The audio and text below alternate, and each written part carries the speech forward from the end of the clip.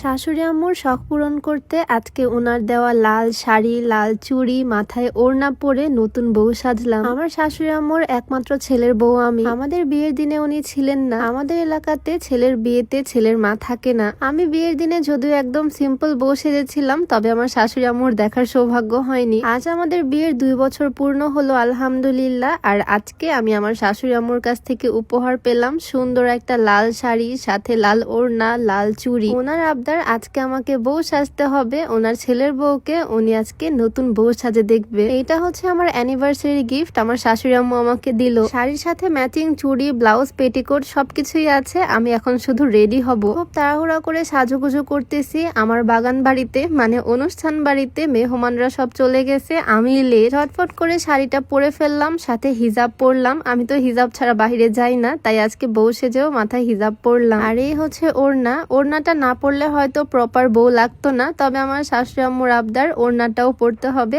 আজকে একদম লাল টুকটুকে বউ সাজতে হবে। আর এই যে এই চুড়িগুলো উনি আমাকে গিফট করছে, মানে A to Z যা যা লাগে বউ সাজতে সবকিছুই ছিল প্যাকেটে। গত বছর অ্যানিভার্সারিতেও আমার শাশুড়ি আম্মু আমাকে একটা মেরুন শাড়ি গিফট করছিল, আর এইবারও ওনার কাছ থেকে একটা সুন্দর শাড়ি গিফট পেলাম। এই হচ্ছে আমার ফাইনাল লুক। ভেবেছিলাম একটু টিকলি পরবো আর একটু সাজুগুজু করবো, বাট সময়ের অভাবে একদম সিম্পলি সাজুগুজু করলাম। তবে শাড়িটা মাশাআল্লাহ এত বেশি গর্জিয়াস। শাড়ি পরে এমনিতে আমার মনে হচ্ছে অনেক ভাল লাগতেছে। শাড়িটা খুবই সুন্দর। আমার বিয়ের দিনে খুবই তাড়াহুড়া করে একটা লেহেঙ্গা অ্যারেঞ্জ করা হয়েছিল, তবে এই শাড়িটা পরে বিয়ে করলে মনে হয় আরো বেশি সুন্দর লাগতো। বউ সেজে বরের জন্য ওয়েট করতেছি কখন বর এসে আমাকে নিয়ে যাবে, আর এদিকে তার জন্য পায়জামা, পাঞ্জাবি সবকিছু রেডি করে রাখতেছি। ওকে কল দিলাম, এখনই এসে আমাকে নিয়ে যাবে। আজকের এই স্পেশাল ভিডিওতেও একটু স্পয়লার দেই তোমাদেরকে। অনেক ভিডিওতে আমি এই স্লিমিং টিটা দেখাই। অনেকেরই কনফিউশন থাকে এটা আসলে কাজ করবে কিনা। এটা মূলত তোমার খাওয়ার চাহিদা কমাবে, আস্তে আস্তে তোমরা কম খাবা, ওজনটাও কমবে, আর এটা কিন্তু গ্যাস্ট্রিকের সমস্যাটাও কমাবে। বিউটি বাই লিম থেকে পেয়ে যাবা। পেজটা আমি ডেসক্রিপশনে মেনশন করে দিব, হোয়াটসঅ্যাপ নাম্বার স্ক্রিনে দেওয়া থাকবে। যাই হোক, তোমাদের ভাইয়ার জন্য পায়জামা পাঞ্জাবি রেডি করলাম, আর